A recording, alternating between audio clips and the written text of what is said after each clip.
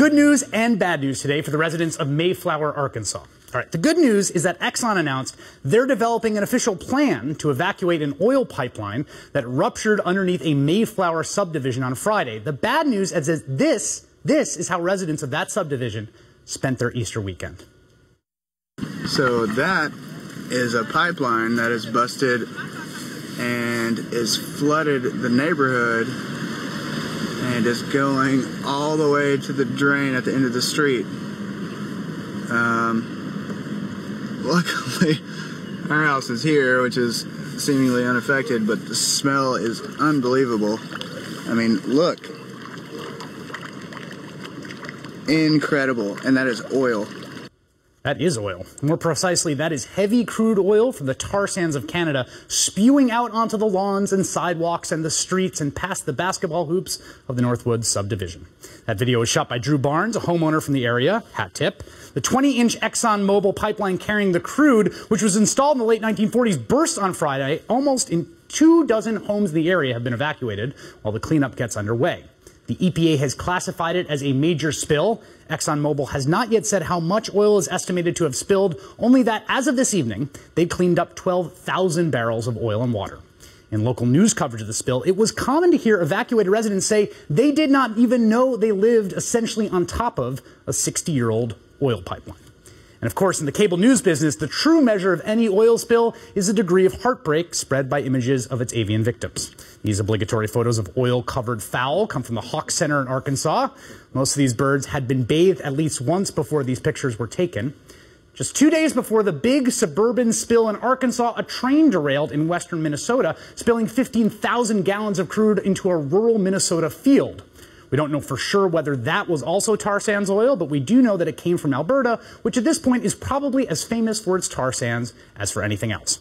As for the pipeline that ruptured in Arkansas, that pipeline used to carry crude oil from Texas up north to Illinois. But in 2006, because there was so much heavy crude oil coming out of Canada, Exxon reversed it. So now it flows north to south, bringing dirtier, harder to clean up crude oil through the middle of the country. As America is projected to become the Western Hemisphere's hub for fossil fuel extraction, with some oil analysts even predicting that we'll surpass Saudi Arabia in oil output by 2020, we have a new dystopic vision of what our future life among our own fossil fuels might look like. This could be your subdivision soon, unless we do something differently. The amount of fossil fuel extraction we're doing now and the amount we're set to do, particularly if the 1,200-mile Keystone XL pipeline is ultimately approved, means that whether it's fracking in your backyard or a pipeline that's going to run underneath your subdivision, this is the future of fossil fuel America, unless we decide collectively to choose another future. Joining me at the table tonight, my great pleasure to welcome Senator Bernie Sanders, independent from Vermont, May Boovie, Executive Director and co-founder of 350.org, a grassroots climate change campaign, and Dan Dicker, veteran oil trader and president of Merck Block and CNBC contributor. And from Mayflower, Arkansas, we're joined by Glenn Hooks, Executive Director of the Sierra Club of Arkansas. No one from ExxonMobil or the American Petroleum Institute was available to join us tonight. Glenn, I will begin with you. How big a story is this there, and what are residents being told? Well, we're here in Mayflower, Arkansas. Thanks for covering this story. When you get off the freeway in Mayflower, Arkansas, you can really smell the oil spill. And I've spent some time today walking through the neighborhoods, the evacuated neighborhoods. There aren't a lot of neighbors around to tell their story, but their story is being told by their oil-soaked backyards, by their ripped-up streets, and just by the smell in the air that this tar sands oil has really taken a big chunk out of Mayflower, Arkansas. It's a pretty ugly sight.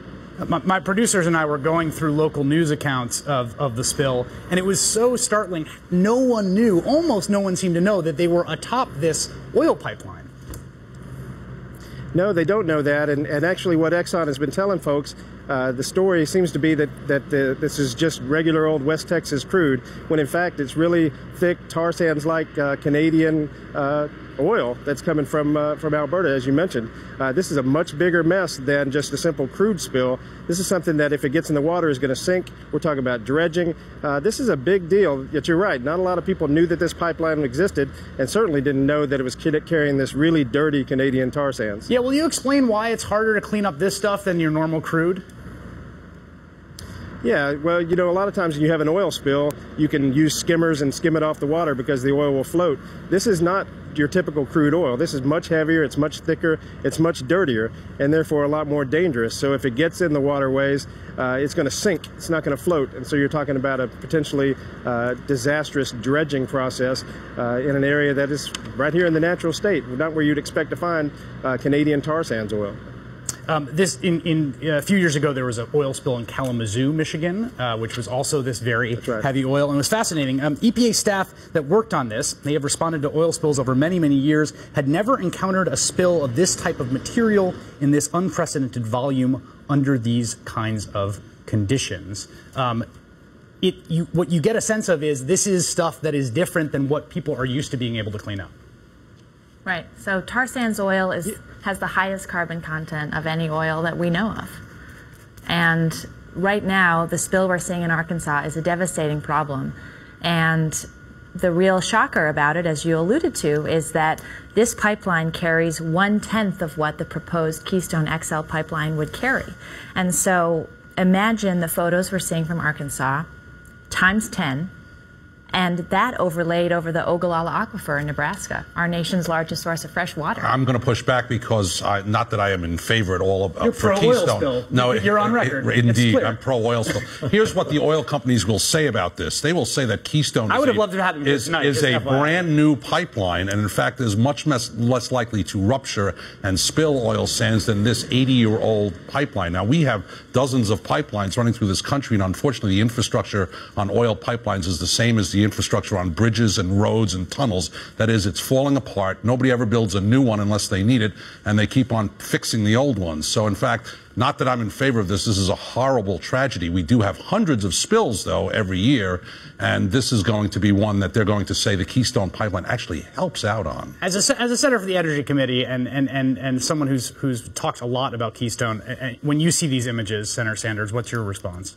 My response is it reminds me of what happened on the Gulf Coast. It reminds me of the Exxon Valdez, which are even a hell of a lot worse than what we're seeing there in Arkansas.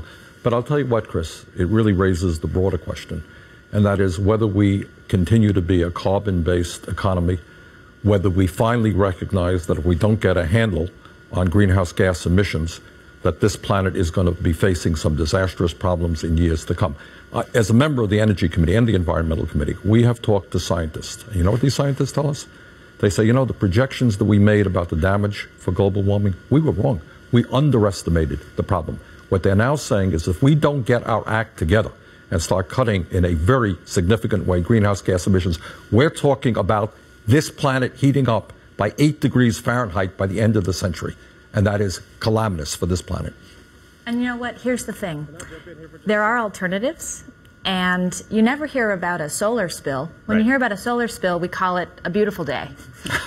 Well, but Keystone has become this kind of flashpoint for the environmental movement, and obviously this being in the news is useful. It's a catalyzing moment, right? As we all think about building this massive new pipeline. There's already part of that pipeline's already built. Part of it's already being built. The last part, which crosses the border in the north, is the one that's awaiting approval. And the idea here is that the reason that this is so important isn't just because you're going to get oil spills. So that's part of it. And I want to talk about the risk from that. It's that this will push us over into some new territory. But Dan, I mean, the argument that gets made by the State Department in their draft environmental impact study, the argument that gets made by a lot of people is that that oil is coming out no matter what. And when you look at how much money there is to be made from it and the amount of capital investment that firms are willing to do to extract it, that seems like there's something to that argument. It is an economic equation. And in fact, this bill proves to you, for example, that Keystone is just one pipeline. That in fact, Canadian sands are coming down to this country. And even if the president were to disallow Keystone from being built, it would not stop Canadian oil sands from coming to this country. We already, if you talk to oil schedulers, they will tell you that they don't particularly need Keystone XL in order to move the amount of Canadian sands that they in fact want to move. It just makes things a whole heck of a lot easier if they get this extension. Remember, Keystone already exists. Right. The reason they call it XL is because it's made bigger, not because it's not there already. So one of the issues that you have to deal with is, I think this is an important, an important point that you have to take on Keystone because it's a symbol and an important one. Shouldn't be lost. But what should be remembered are the truths about Canadian oil sands. They are coming into this country already. They will continue to come into this country whether or not Keystone is stopped. Well, I think very simply, here's what the truth is. The truth is that the President of the United States, the Congress, and the American people have got to say, this is it. Not only do we not want a Keystone XL pipeline, but we have got to fundamentally transform our energy system away from coal, away from oil, and into sustainable energy and energy efficiency. What we are fighting for, people talk about economics. We are fighting for the future of the planet. We are talking about more and more Sandys and Irenes, which cost huge amounts of money in terms of rebuilding those communities, not to mention the future disasters that we'll see. And yet, here strikes me as the problem. On March 22nd, a symbolic vote in your august body, United States Senate, of which you are a proud member, 62 in favor, 37 against, a symbolic resolution calling for the approval of the Keystone Pipeline, including Democrats, quite a few, Baucus, Pages, Bennett, Carper, Casey, Coons, Donnelly, and I must note, Senator Pryor of the great state of Arkansas. And I don't know how the president walks away from it, considering that he appeared during the election period in front of all those pipes in Cushing. He said he was expediting the southern half. He said he was waiting for the governor of Nebraska to approve a rerouting. He was waiting for the State Department to give approval and give its environmental study. He's gotten both of those. I don't know how he says no to Keystone at this point, even though he probably should. I don't know how he says no. That's the question I want to ask. I want to ask after the break, how do you say no to Keystone? Play some sound from the Republicans. And Glenn, I want to hear your thoughts on your senator and how this might change his mind right after the break. Got it.